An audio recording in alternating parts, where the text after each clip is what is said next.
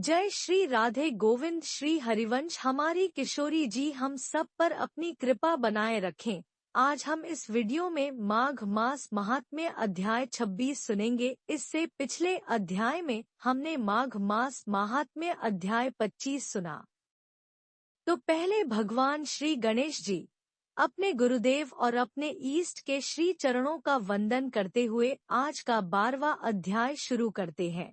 इतनी कथा सुनने के बाद राजा दिलीप ने महर्षि वशिष्ठ जी से पूछा, हे मुने, यमलोक से लौटकर आई हुई उन साध्वी कन्याओं ने अपनी माताओं और बंधुओं से वहां का वृतांत कैसा बतलाया? पापियों की यातना और पुण्यात्माओं की गति के संबंध में क्या कहा? मैं पुण्य और पाप के शुभ और अशुभ फलों को विस्तार के साथ सुनना चाहता हूँ। वशिष्ठ जी बोले, हे राजन, कन्याओं ने अपनी माताओं और बंधुओं से पुण्य पाप के शुभाशुभ फलों के विषय में जो कुछ कहा था वह ज्यों का त्यों तुम्हें बतलाता हूँ।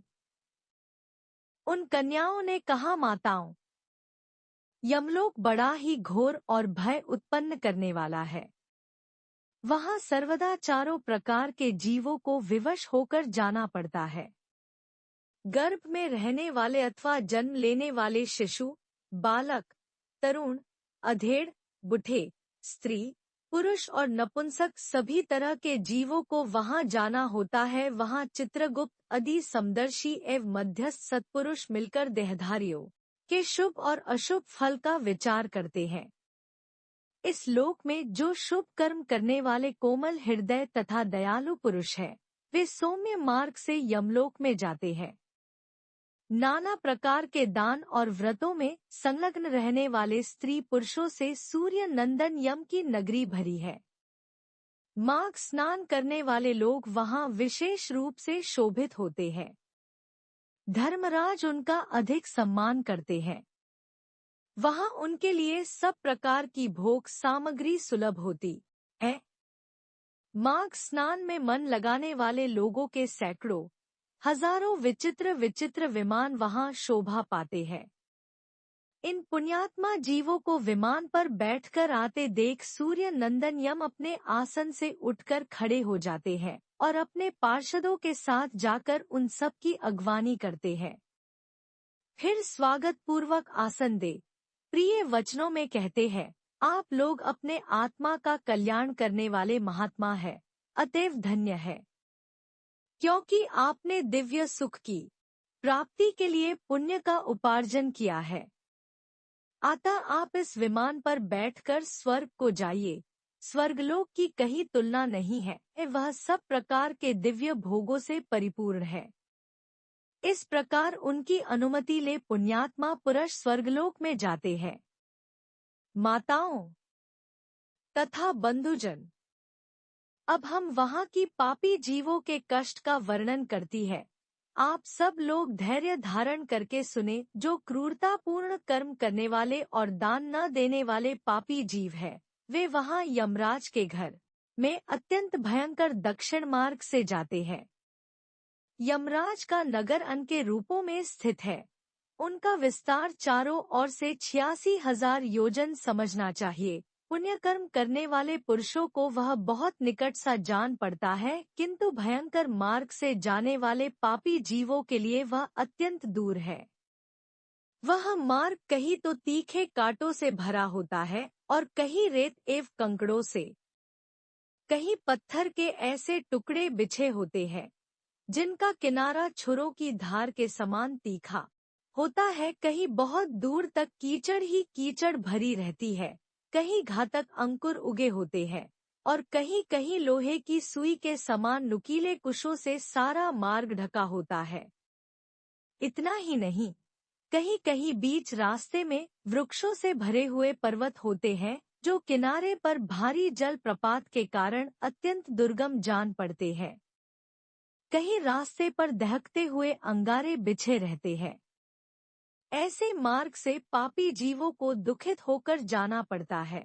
कहीं ऊंचे नीचे गड्ढे, कहीं फिसला देने वाले चिकने ढेले, कहीं खूब तापी हुई बालू और कहीं तीखी कीलों से वह मार्ग भरा रहता है। कहीं कहीं अनेक शाखाओं में फैले हुए सैकड़ों वन और दुखदाई अंधकार है, जहाँ कोई सहारा देने वाला भी नहीं रहता। कहीं तपे हुए लोहे के कांटेदार वृक्ष, कहीं दावानल, कहीं तपी हुई शिला और कहीं हिम से वह मार्ग रुका हुआ था।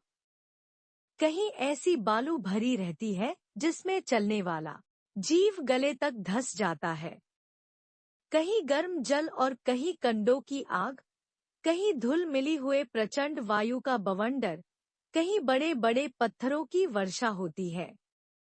उन सब की पीड़ा सहते हुए पापी जीव यमलोक में जाते हैं। कहीं तीखे अस्त्र शास्त्रों की वर्षा होती है, जिससे उनके सारे शरीर में घाव हो जाते हैं। कहीं बहुत ठंड, कहीं सूखी और कठोर हवा। यह सब सहते हुए पापी जीव सूखते और रोते हैं। इस प्रकार वह मार्ग बड़ा ही भयंकर है, वहाँ कोई सहारा देने वाला नहीं होता। ये मार्ग निर्जन, अंधकार से भरा हुआ, बहुत बड़ा, भयंकर, कष्ट देने वाला मार्ग होता है, जिस पर अत्यंत भयंकर यमदूतों द्वारा समस्त पापी जीव बलपूर्वक लाए जाते हैं। उस समय वे अपने किए कर्मों के लिए शोक करते हैं और रोते हैं। उनका आकर प्रेत जैसा होता है। उनके शरीर पर वस्त्र नहीं होते, वे शरीर से दुर्बल और भयभीत होते हैं और भूख प्यास से दुखी होते हैं। यमदूत किन्हीं किन्हीं पापी मनुष्यों के एक पैर में सांकल बांधकर उन्हें घसीटते हुए खींचते हैं। कितनों की बाहें पीठ की ओर घुमाकर बांध दी जाती है और उनके हाथों में कील ठोक दी जाती है। किन्हीं के पैरों में जंजीर बंधी होती है। कुछ जीवों के गले में रस्सी बंधकर उन्हें पशुओं की भांति घसीटा जाता है। कितने जीवों की जिह्वा में रस्सी बांधकर फिर उन्हें खींचा जाता है। यमदूत किन्हीं की नाक बांधकर खींचते हैं और किन्हीं के गाल तथा होंठ छेदकर उनमें रस्सी डाल देते हैं और उन्हें उस रस्सी से खींचकर ले जाते हैं। किन्हीं को भालों से छेदा जाता है और कुछ बाणों से घायल किए जाते हैं। कुछ को लोहे के डंडों से पिटा जाता है। वे चीखते चिल्लाते हुए इधर उधर भागते हैं। इस प्रकार उन्हें विवश करके यमलोक में ले जाया जाता है। वे भूख प्यास से पीड़ित होकर अन्न और जल मांगते हैं। धूप से बचने के लिए छाया की प्रार्थना करते हैं और शीत से दुखी होकर तापने के लिए अग्नि मांगते हैं। इस प्रकार अत्यंत दुखमय मार्ग से चलकर जब ये प्रेतलोक में पहुंचते हैं, तब दूत उन्हें यमराज के आगे उपस्थित करते हैं। उस समय वे पापी जीव यमराज को भयानक रूप में देखते हैं। वहां असंख्य भयानक यमदूत जो काजल के समान काले, महान वीर और अत्यंत क्रूर होते हैं। 26वां अध्याय समाप्त। इसके आगे का वृत्तांत हम अगले वीडियो में सुनेंगे। तो आज का वीडियो यही तक। अगले वीडियो में फिर मिलेंगे, तब तक के लिए आप सबको प्रेम भरी राधे राधे।